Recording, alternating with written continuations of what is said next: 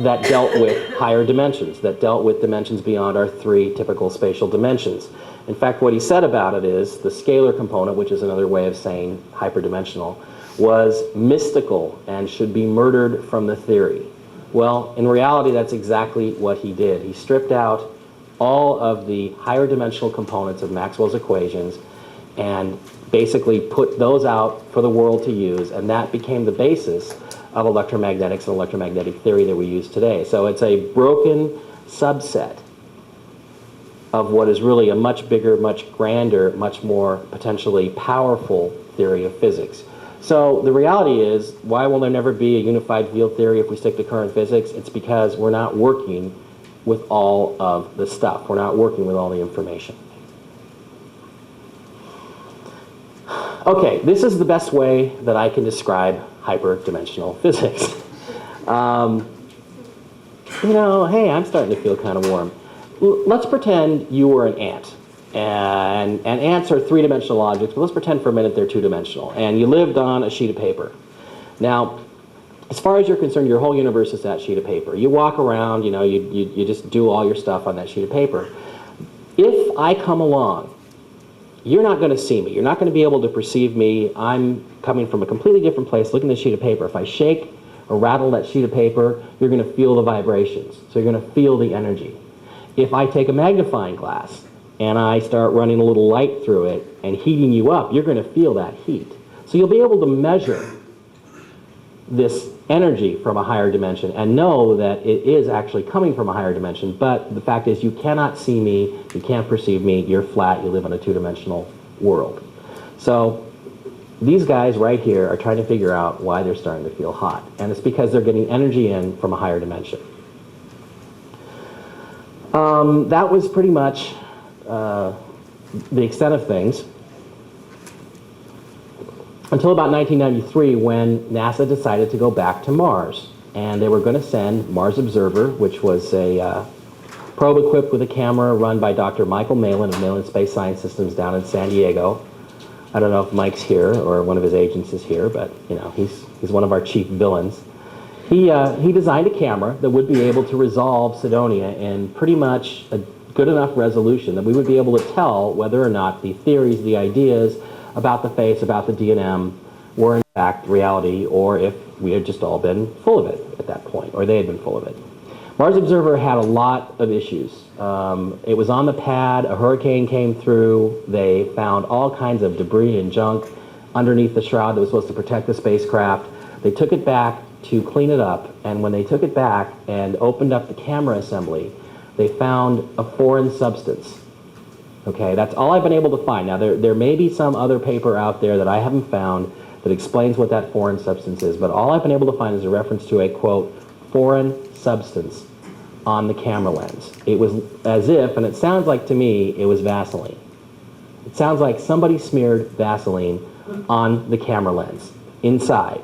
Now, this could only have been done at the clean room, in the clean room at JPL. That's the only time that they could have gotten inside there and done that. So luckily, because of the hurricane, this was found, it was cleaned up, the camera was put back together, and the spacecraft was launched. Now, after it was launched, a bunch of things happened. They lost contact with it for about an hour.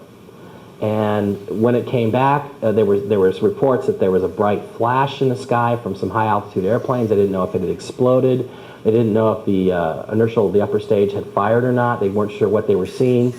And all of a sudden, after an hour of complete silence, it comes back up completely normal.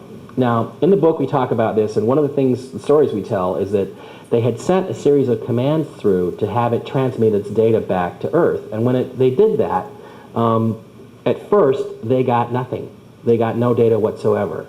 And then all of a sudden they got a completely normal stream of data. And what the guys, the JPL technicians said was, hey, look, there was no data there the first time. What they were saying was the only way that that new normal signal could have been generated is if somebody had uploaded data to the spacecraft while it was gone for over an hour.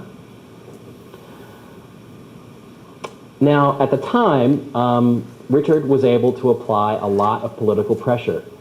This was the first mission ever where NASA had decided that they weren't going to let the public own the photographs. They gave Michael Malin an exclusive rights contract to take all the pictures, keep them, distribute them at his whim, destroy them if he wanted to, never publish them, publish them. Everything was left up to him. So there was a lot of controversy.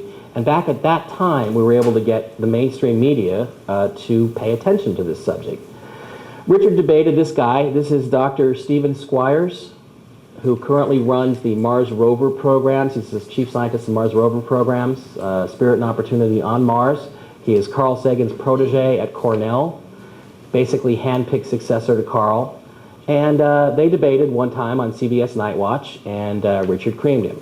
In fact, at the end of it, I wish I had video, but Richard doesn't want to go to his video library and pull this stuff out. He wants to make me go to Albuquerque, fly in a plane, go to Albuquerque, and dig all this stuff out. But someday we're going to get this video out. I'm going to get it. This is one of my main missions, the video of this and the next one I'm going to talk about, and get these things on the web, get them on YouTube so you guys can actually see them. But at the end of the debate, Squires had to admit he never actually looked at a single picture of Cydonia. So the whole time he was arguing it wasn't worth taking pictures of this stuff, there was nothing there, he finally had to admit, well, actually I've never looked at a single picture. So that was a shining moment for Richard.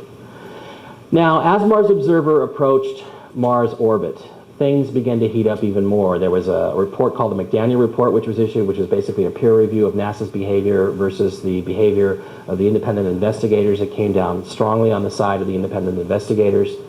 And so Richard got an opportunity to debate Dr. Bevan French, who was the Mars Observer Program Manager, I believe, at that time, on whether or not they should take pictures of Cydonia. NASA was still resisting this, still saying, look, we're not going to take these pictures. There's no scientific value in it. And at the end of the debate, the host, Bill Ritter of Good Morning America on ABC, finally said, look, why don't you guys just take the pictures, release them immediately, don't withhold them, and then prove these guys wrong. And French had no real good answer for that. The bottom line is they didn't want to do it. Within, I think, 3 minutes of that program going on off the air, and this was the last segment of the program, I believe, a reporter, an AP reporter, got a call from somebody in the Mars Observer program office and said, oh, by the way, we lost contact with Mars Observer 14 hours ago, and we think it blew up. Now, if that was the case, all Dr. French had to do, instead of going up there and getting creamed by Richard, all he had to do was come on and say, hey, by the way, we've lost contact with Mars Observer, we think it may be lost, and that would have switched the entire debate over to that question of, gosh, now what do we do that we've lost Mars Observer? But he didn't do that, and the reason he didn't do that is because they sent him out there to try to win this debate with Richard, and after it went disastrously wrong, they pulled the plug. That's absolutely what happened, because there's no reason for them to keep it secret for 14 hours. There's no reason for them to watch this debate and then go, geez, maybe we better go to plan B. So they eventually decided that it probably blew up because there was a rupture in one of the fuel pressurization valves.